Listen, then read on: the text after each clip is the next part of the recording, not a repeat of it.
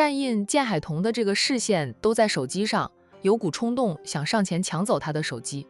好在呢，他自制力强，并没有真的那样做，就免得关系又恶化。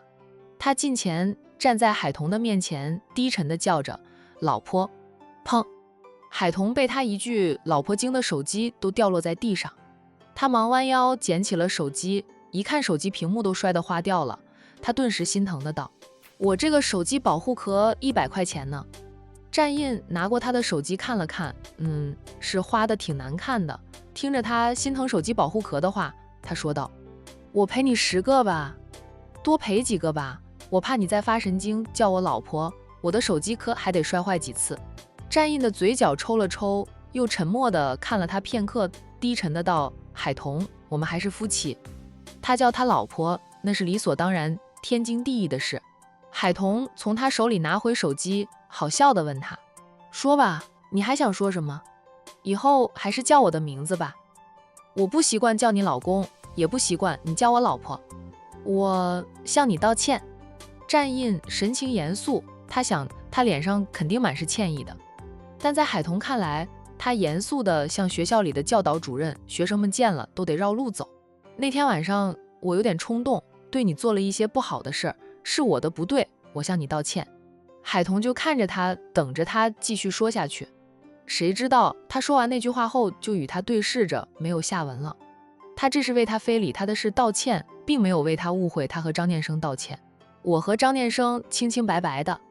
海童早已解释过，但还是再解释了一次，我对他是真的没有男女之情，请他吃饭是为了感谢他帮过我，并没有其他意思。话说协议里写明的，咱们私生活是互不干涉的，他就没有干涉他的私生活。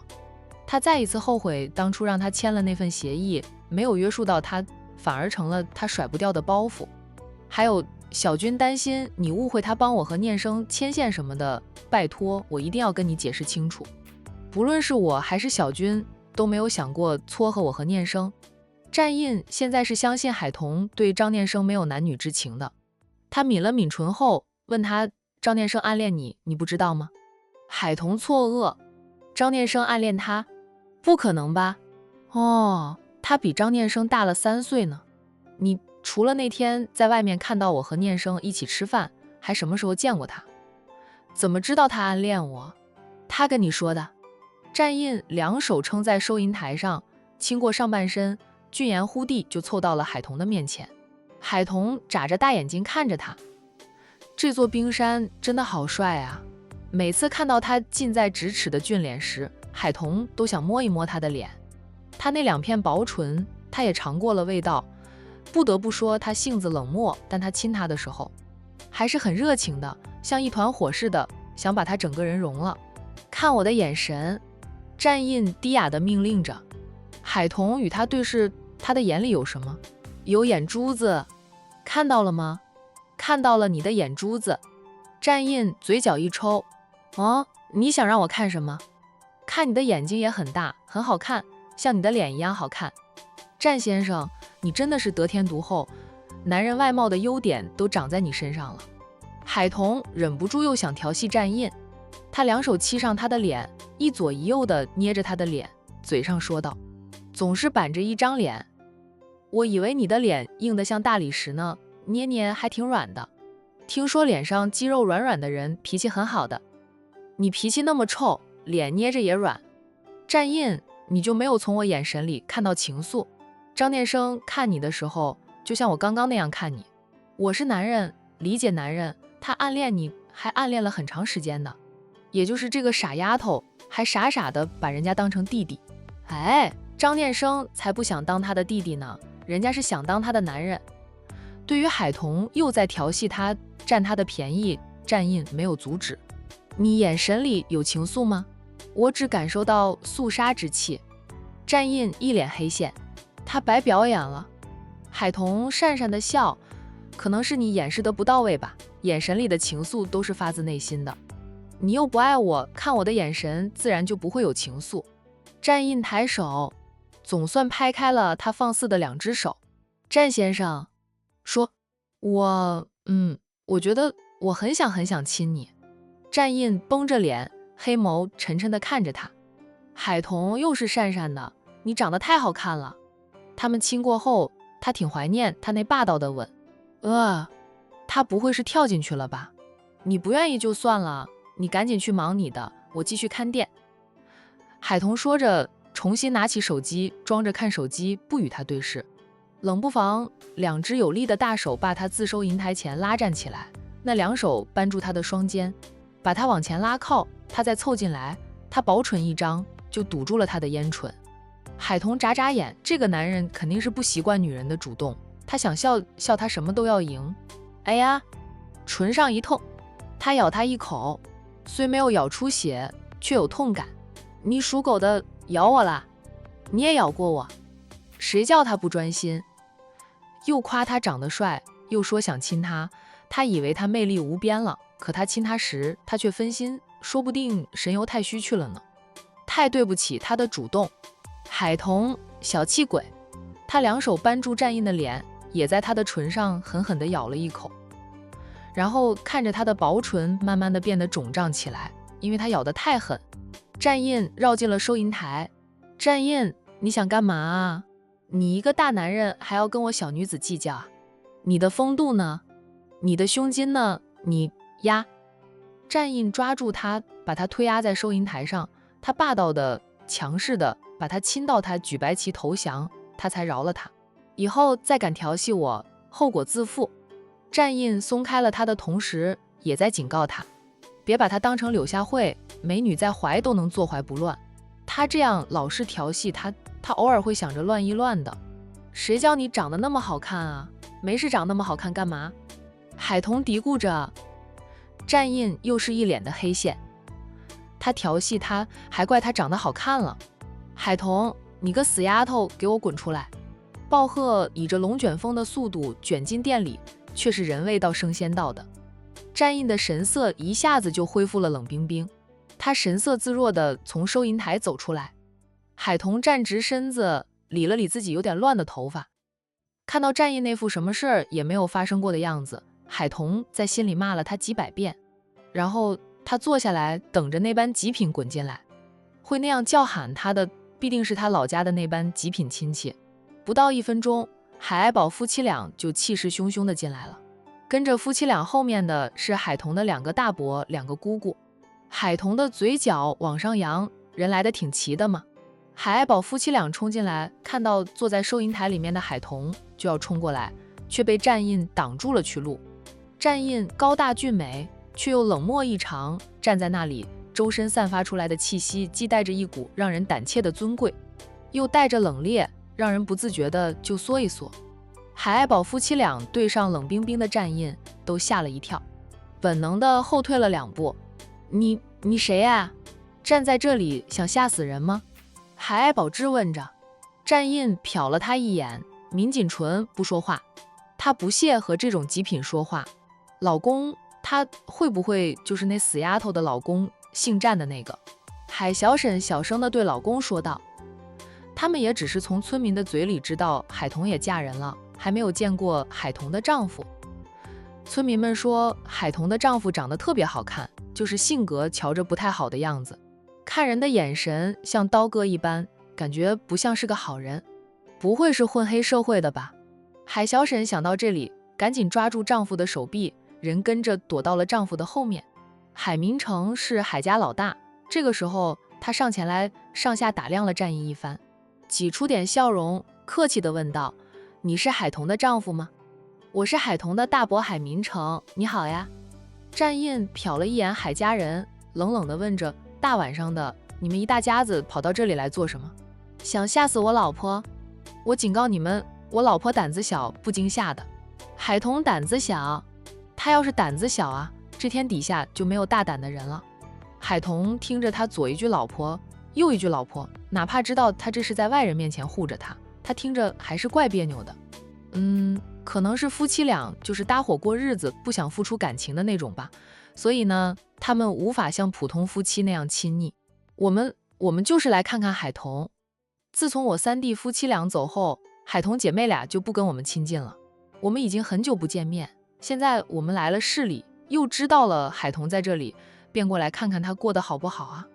海明成睁着眼说瞎话，脸皮厚的让战印觉得商小飞都要甘拜下风。商小飞，战少，你不爱我无所谓，但别拉低我的档次，拿我和这种极品相提并论呀。刚才我听到谁在大声吼着，海童，你个死丫头，给我滚出来！那音量听着就像是来算账找茬的。战印认真纠缠的时候，一般人不是他的对手。海明成讪笑的道，听说你姓战，战先生，你可能听错了。其他海家人都不说话，我听得清清楚楚的，店里也有监控，要不要让你们看看监控啊？海童个死丫头难缠得很，没想到她嫁个男人也是很难缠的。战印往收银台那里一靠，两手插进裤兜里。海童星星眼，哇塞，他这个动作好迷人呀！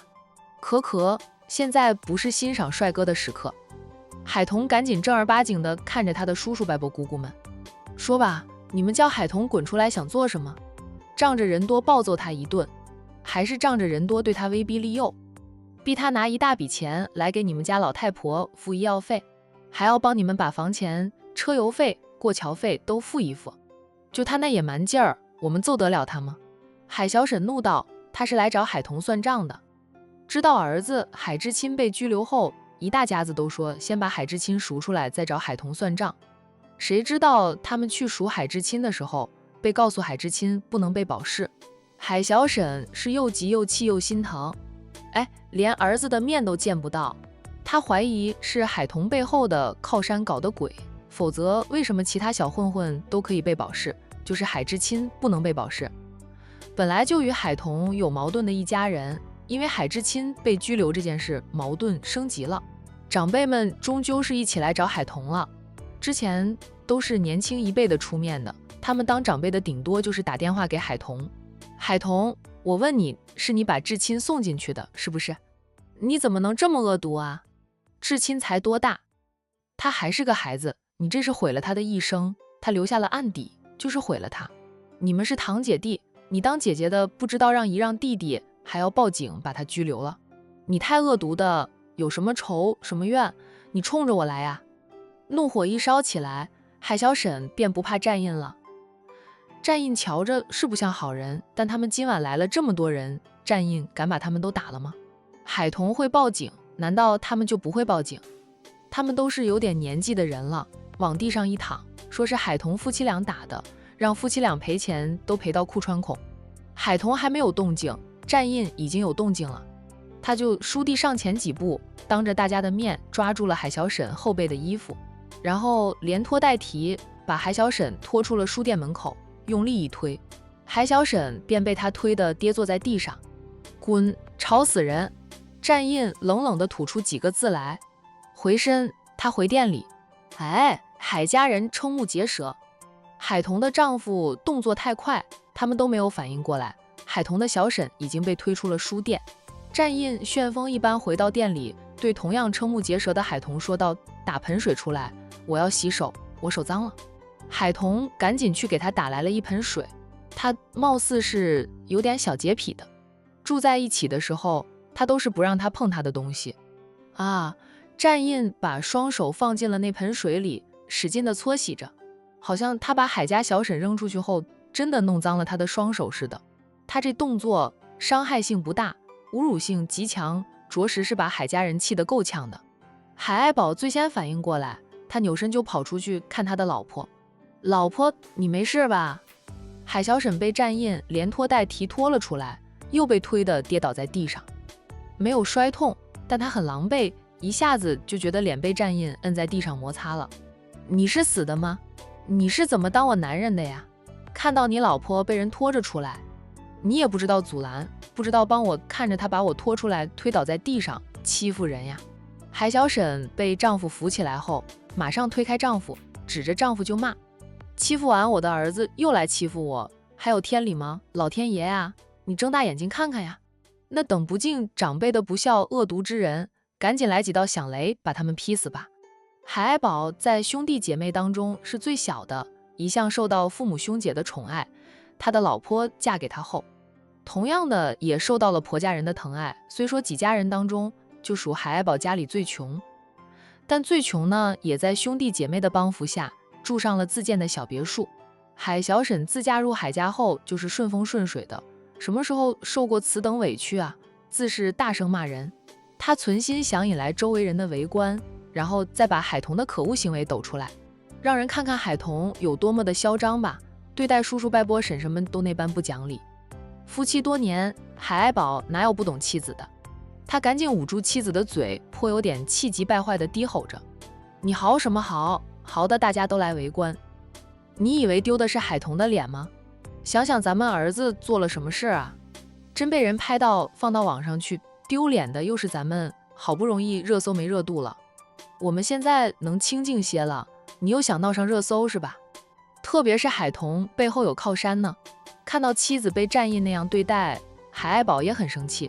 怎么说，他们都是海童的长辈吧？战印既是海童的丈夫，那就是他们的侄女婿，不叫他们小叔小婶就算了，竟然还因为他老婆多骂了几句，就把他老婆像拖死狗似的拖出来，还嫌弄脏了手。海爱宝气得想跟战印干一架，但一想到自从他们和海童姐妹俩杠上之后，就没有占到半点便宜，还因为海童在网上回应他们说他不孝的原因，导致网络风向突变，哪怕他们请了水军，都无法把风向扭转回来。一大家子人被网友围攻指责，热度最高的那几天呢，他们一大家子简直是度日如年，尝透了网络暴力的威力。现在好不容易平静些了，海爱宝是不愿意再闹上一次热搜的，主要是他们不占理呀。海小婶的骂声小了很多，很快他又像疯子似的冲进了店里。海爱宝以及他的兄姐们连忙拉的拉，拦的拦，怕海小婶冲动之下对海童夫妻俩大打出手。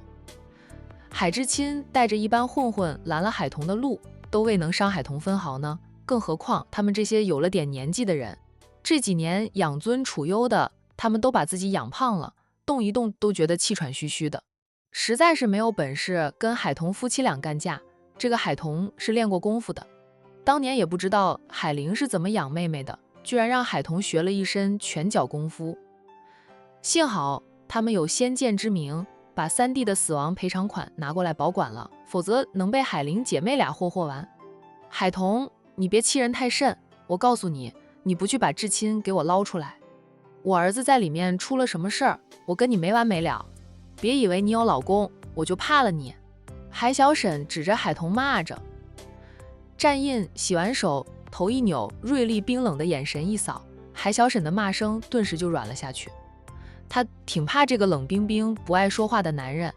海童，海明成开口了，他说道，不管怎么样，动手就是不对，你叫你丈夫向你小婶道歉，我们是长辈，就不跟他计较了。原来大伯知道动手是不对的呀。海知青在深夜的时候带领着一班的混混，手持着铁棍拦我的路，威胁我下车，当时我害怕极了，我下车了，他又先向我动手，要不是我反应快，他一铁棍打到我身上，大伯，你说我是什么下场？战印听到海童说当时害怕极了，嘴角抽了抽，眼底却有着笑意。海童继续说道，他不对，我不过是正当防卫，我有什么错？你们大晚上的来得这么齐，指责我，辱骂我，你们有理吗？海明成哑口无言，片刻后他说道，海童，我们也知道至亲是有错，你不是没事吗？你都会功夫，至亲一行人都打不过你，你好好的。姐弟俩闹点矛盾，打过就算了，何必闹到派出所去？至亲还没有成年呢，他这一进去很影响他的前途的，你是他堂姐，这样对自家弟弟不过得无情了点吗？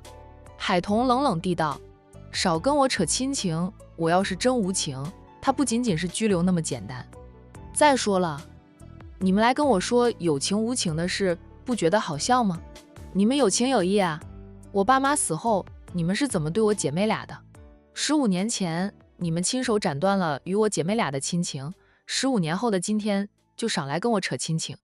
海童走到自家小婶跟前，海小婶愤恨地瞪着他，恨不得把他瞪成个黄蜂窝吧。虽然很想动手，但被战印冷冰冰地盯着，海小婶怂得很，终是不敢动手。小婶，你该感谢我才对，你想想，你儿子还没有成年，都敢带着一帮混混拦路了，是我会拳脚功夫才没有被他得逞，我要是个软弱女子，他打伤我，砸我的车，再抢我的贵重物品什么的，他成了什么？抢劫犯。抢劫的罪名是很重的，他就不仅仅是拘留那么简单，而是要被判刑，坐好几年牢呢。对，他未成年，却也满16周岁了，他犯法是需要承担责任的。现在给他一点教训，拘留他，让他明白他做的事是犯法的，出来后他才知道收敛，不会学那些古惑仔，以后都不敢乱来。我这不是救了他是什么？海童说的有理有据的，让海家长辈们竟然无从反驳。他继续说道，我还是念在和他终究是还有点血缘关系的份上，才救他一回，否则我管他去死。小沈，快谢谢我，最好给我多买点礼品过来，重重的谢谢我救了你儿子一回。海童这句话让海家的长辈们嘴角直抽，海小沈气得两眼圆瞪，青筋突出，神情狰狞，就是不敢动手。战印看着海童不用动手，就把长辈们驳的话都说不出来，眼底掠过了笑意，这丫头够味儿啊。海童的大姑忍不住说道，我们没有说你错了，至亲是错了，就是你们是堂姐弟，血缘还很亲近的，都是一家人，闹点矛盾关起门来处理就行了。你只要跟我们说，我们肯定会骂至亲的，实在没必要把他送进派出所去。我们想去赎他出来也被拒绝了，是不是你跟你背后的靠山打了招呼，不让我们把至亲赎出来？海童，我知道当年的事，你们姐妹俩记恨我们这些人，但我们毕竟是一家人啊，一笔是写不出2个海字的，就不要叫外人掺和我们家的家事了。意思是叫海童不要什么事都跟他背后的靠山说，利用他的靠山压制着他们一大家子。海童觉得战印直接动手是对的，跟这些人讲道理根本就行不通。他们始终认为他和海之亲是堂姐弟，哪怕海之亲做了错事，都不能报警处理。他冷冷的道，每次听着你说强调血缘关系，强调我们是一家人，我都想笑。怪不得你们能活得有滋有味的，脸皮够厚呀，够无耻呀，够贱的，人至贱则无敌，你们都是无敌的。知道我记恨你们，还跑到我面前来端长辈的身份教训我，不觉得丢脸？我是还给你们一点脸面吧，否则我直接抄扫把把你们都打出去，你们算什么长辈啊？我呸！海家大姑的脸色一下子涨得通红，你们听听他是什么态度吗？我早就说了，不用跟他客气吧。替三哥把他教训一顿，目无尊长，都丢了三哥的脸。海家小沈叫嚣着，提及亡父，海童就忍无可忍了，当即就去抄扫把，然后高举着扫把，把他的叔叔伯伯以及姑姑们打出他的店去，与他们说话就是浪费他的口水。三哥，你们有脸提我爸？我爸活着的时候对你们怎么样？我爸死后，你们对我姐妹俩又怎么样？小沈，你快去找我爸告状吧，告诉我爸，我就目无尊长了。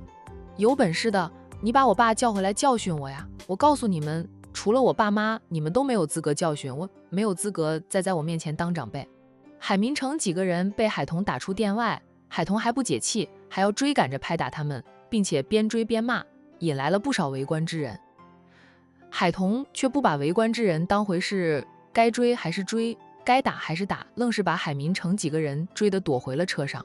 关上车门后才松口气，还好他们跑得快，并没有被海童的扫把打到，都不敢多停留，一行人就赶紧开着车溜得飞快。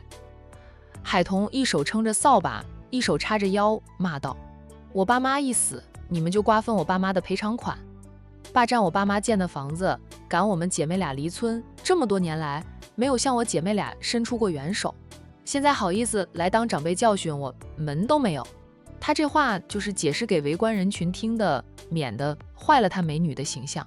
他海童还是很讲道理，很敬长辈的，当然前提是那些长辈的有长辈的样，他才会敬着。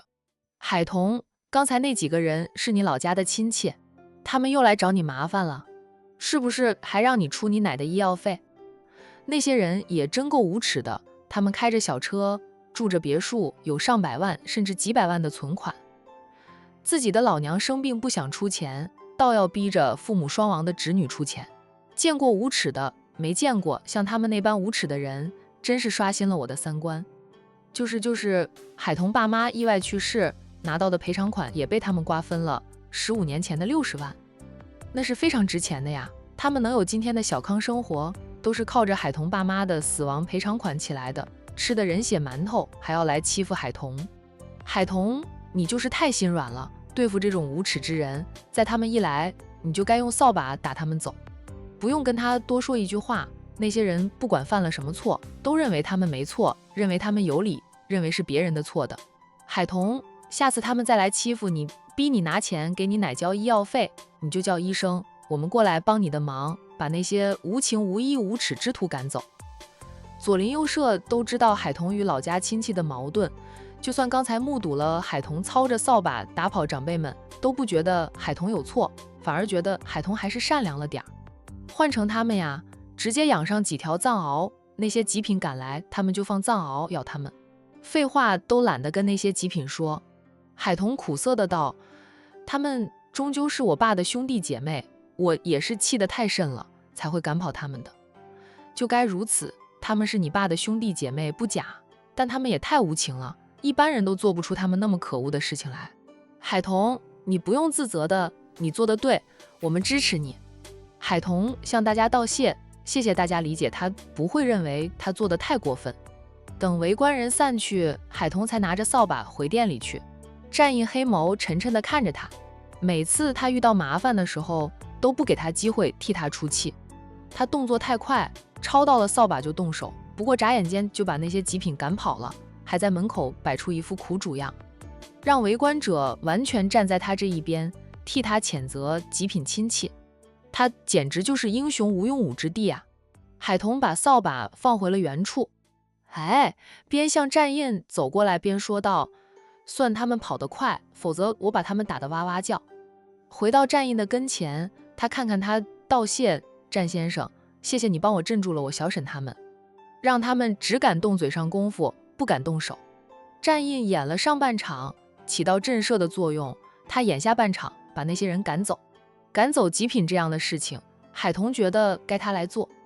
战印沉默了良久，才说道：海童，以后给我一点表现的机会，否则人家会说你嫁了个没用的男人，与你脸上不好看。讪讪地笑了笑，海童说道：下次遇到我无法解决的事情，一定给你表现的机会。他能解决的事情就不用他出手了，免得欠他的人情。战印说他有什么事情是你无法解决的？海童嘻嘻的笑，很多很多的，就是我现在想不到。战先生，你去忙吧。沉默的看了他好一会儿，战印淡冷的道：我回公司加班了，你晚上几点关店门？我过来等你一起回家，我怕那些极品又拦你的车。不会的了，也就是海之亲年轻气盛才会做出那样的事情来，吃了一次亏，他们不敢再来第二次。别看那班极品很厉害的样子，其实骨子里头怂得很。你忙你的，不用管我，我晚上很晚才会关门回家的，有可能还会去一趟我姐姐家里。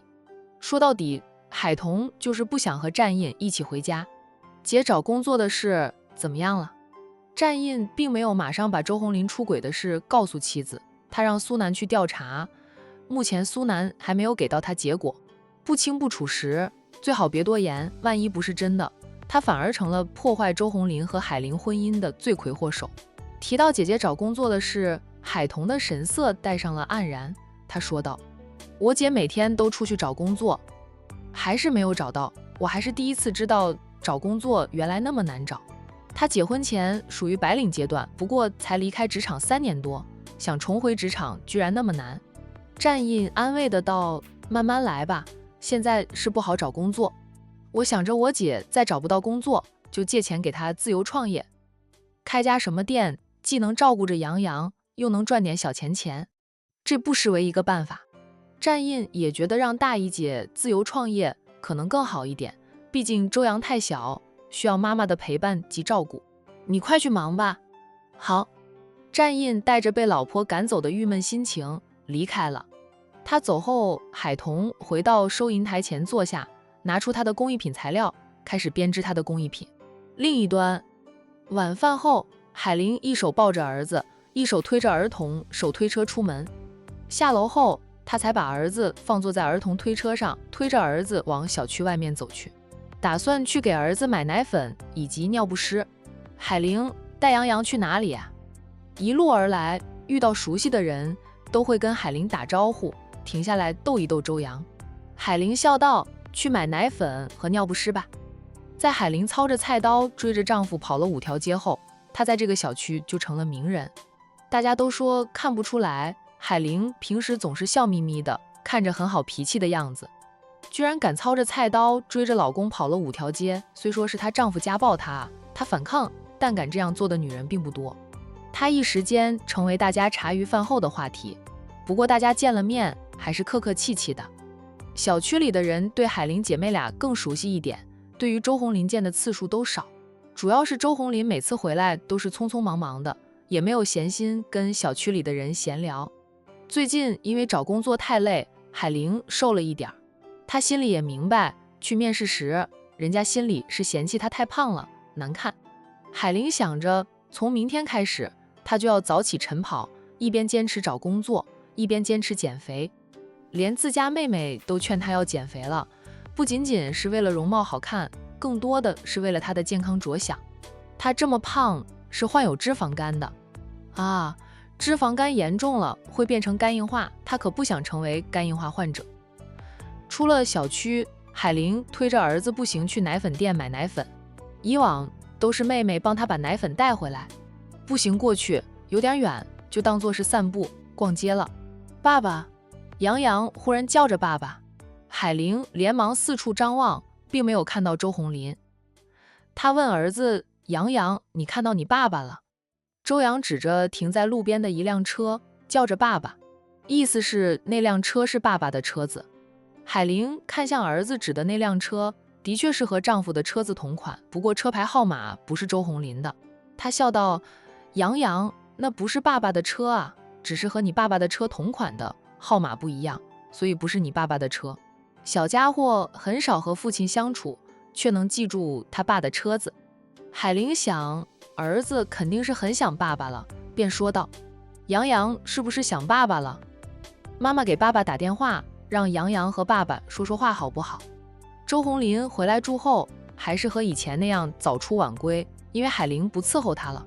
他中午都不回家吃饭，直接在外面吃。海玲也懒得管他。家暴事件已经成了夫妻俩心里过不去的一道坎。海玲不觉得自己有错，周红林更不会认为他错了，他不可能向海玲低头认错，反正夫妻俩现在是同床异梦。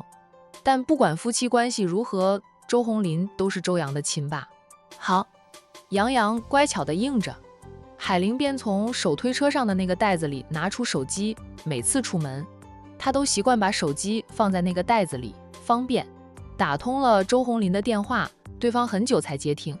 有什么事儿？周红林的口吻不太好。